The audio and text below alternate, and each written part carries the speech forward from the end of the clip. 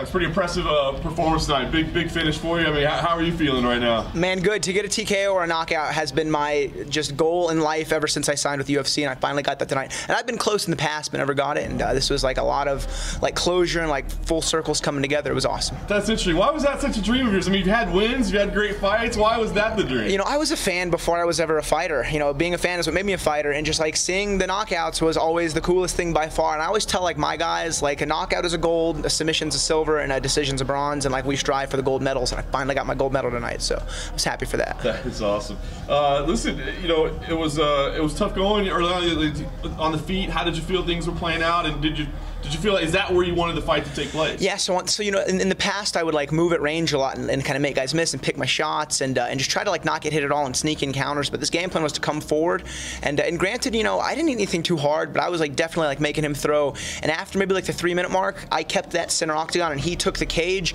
And it was then I went into like predator mode and was like waiting for my big shots that forced him to go for the double, which the guillotine was very tight. Like I thought he was going to tap, but he ended up giving up mount instead. You know, which kudos to him. That's you know, not a way out.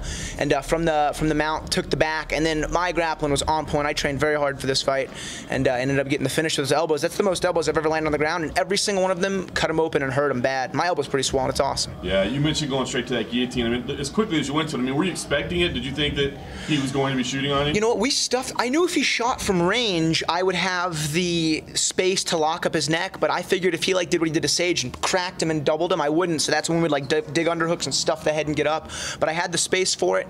If I didn't think he was going to tap, I would have used it to either get my hips out or sweep him over and stand back up. So I mean, I had like a first and second game plan ready to go, and it just went as well as it could have. You got a couple back-to-back performances. What's the key right now? You got the consistency going. So what do you think the key is? Yeah, I've got such a good balance of training. I've been going to Fortis MMA, and I know you guys know what they've been doing, and just like not only the acceptance that all their fighters gave me when I come there, you know, making sure I'm working hard and like really motivating me when I'm having tough days, but it's just the pace that we go through.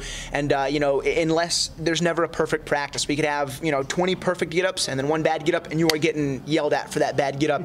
And it just made me want to make the coach proud, and I've never really had that before.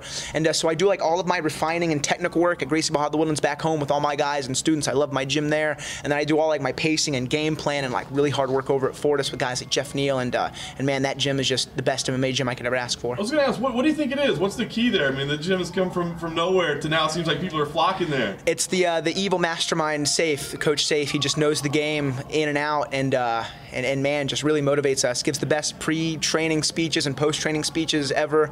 He's truly one of a kind. Very cool. Last thing for me, you got a little momentum here. What's call your shot? What do you see? I mean, is there a date, an opponent? What's next? Just as soon as possible, but UFC 235, my favorite fight of that night was Diego Sanchez beating up Mickey Gall. You know, Diego Sanchez, like the last true OG still in the UFC and getting wins. You know, he says he gets, you know, power from thunderstorms. I couldn't think of anything that cool. If I could share the octagon with him, like as a fighter and as a fan, that would be the coolest thing. He's like the one true guy who like everyone knows, and if I can get a fight with Diego Sanchez, that'd be awesome. You know, and if not, I just can't wait to see him fight again. That would be cool.